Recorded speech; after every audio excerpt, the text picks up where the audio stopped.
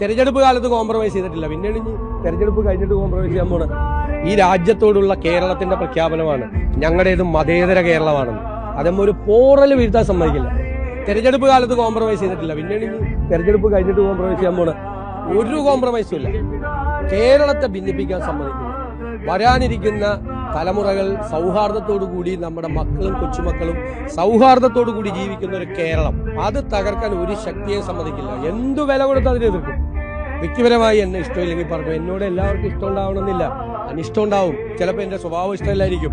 ഞാനത് കറക്റ്റ് ചെയ്യാം. പക്ഷേ വർഗീയത പറയരുത്.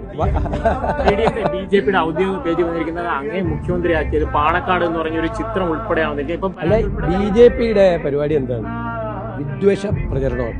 ദേശീയ തലത്തിലും സംസ്ഥാന തലത്തിലും അത് ചെയ്തുകൊണ്ടിരിക്കുകയാണ്. വിദ്വേഷ പ്രചരണം നമ്മളെ ഭിന്നിപ്പിക്കാനാണ്. ഇപ്പൊ നിങ്ങളുടെ കൂട്ടത്തിൽ എത്ര മതവിഭാഗങ്ങളിൽപ്പെട്ട ആളുകളുണ്ട്?